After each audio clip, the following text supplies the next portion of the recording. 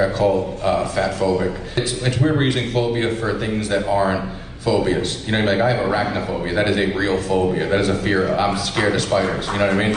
Like, I mean, if a fat person had 8 legs, that'd be pretty scary. You know, I mean, like, I'll tell you what happened. You can tell me if it's fat phobic. During the pandemic out there in LA, I saw COVID was affecting people who were overweight.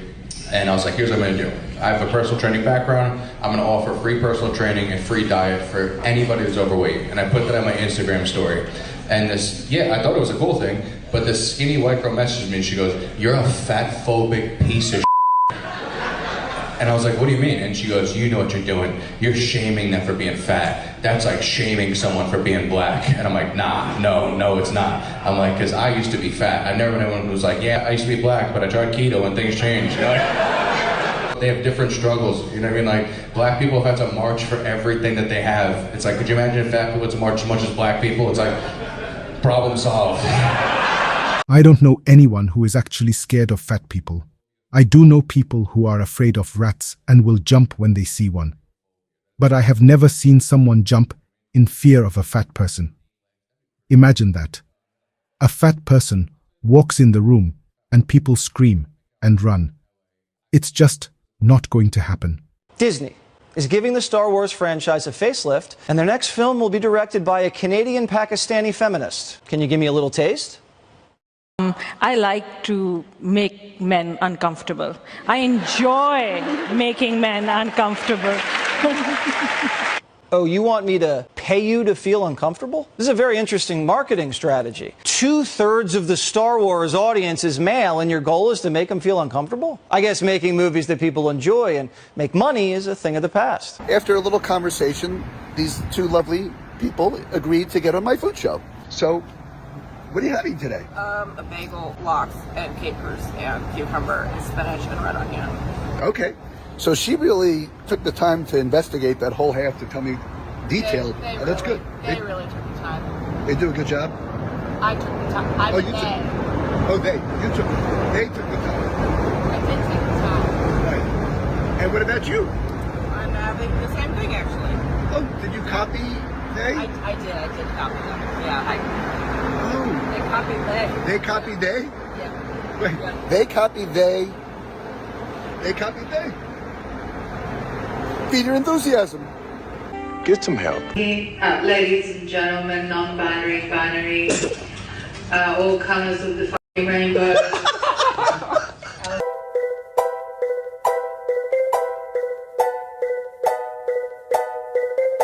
99% of trans people, and it says, at the end of the film, there's no long-term studies of transition regret, but from what we do have, 99% of trans people do not go on to regret their transition, right? Do you know who that study was done by? I don't remember. And so his name is Dr. Jack Turbin, and he's actually funded by AbbVie. AbbVie is a pharmaceutical company that gives money or does create cross-sex hormones and puberty blockers. Jack Turbin is essentially paid by people who benefit from you being on cross-sex hormones. And so he's the one that's put that study out, and he's the one that's given you that statistic. So it's not to say that I'm not negating who you are or who you believe you are, but that's not a true statistic. So get your facts straight. These biased studies are extremely harmful, especially for kids.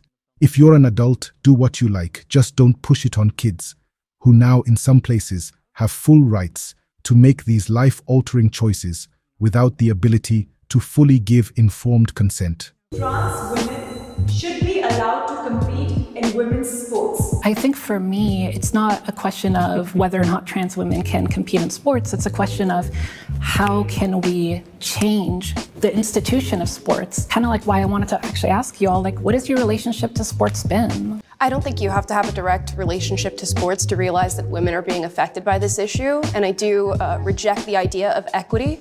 There's a reason that women's sports are less funded and less watched than men's sports. It's because men seem to excel athletically, and they seem to press the bounds of athleticism way farther than women do. We now exist on a slippery slope.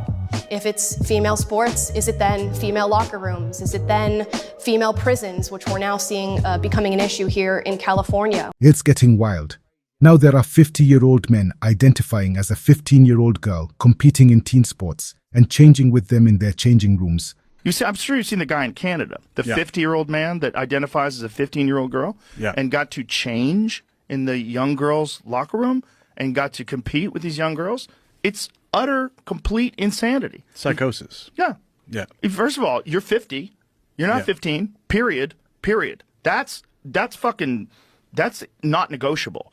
Yeah. You know, you live a certain amount of time, period. You can't say I identify as a baby and then wear diapers and have everybody take care of you. That's fucking crazy. Why do the liberals ruin everything, dude? I tried to play FIFA online last night for the first time. Don't tell me. The Libs butt FIFA so badly. Of course, the female players are in there. So your team's ladies. And their ratings are the same. What? The first player I got was like a 91 overall lady. I immediately traded her. I took a 60 overall Korean goalkeeper over her. I was like, dude. Every single female player I got, no matter what their rating was, quick sell for $0. Sold them for free. Did you to traffic get them? them off my roster. I trafficked them. I just get rid of them. Left-wing people are a different breed. Proudly displayed on some houses in Melbourne's more fashionable suburbs are these plaques that proclaim that the Aboriginal Wurundjeri people are the traditional owners of their land. So I thought, seeing they acknowledge it's really Aboriginal land, and seeing Aborigines want their land back, what better opportunity for a land transaction?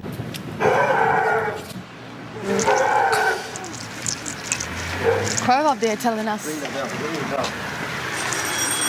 Hello. Hello. We've seen your plaque here on the wall. We're the Wurundjeri people.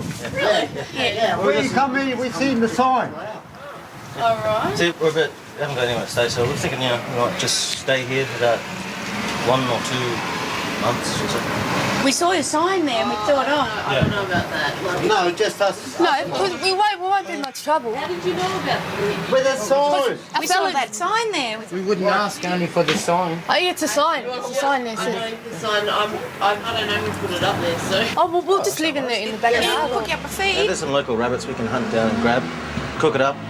If you like rabbit, we can share. Get some witches grub for it.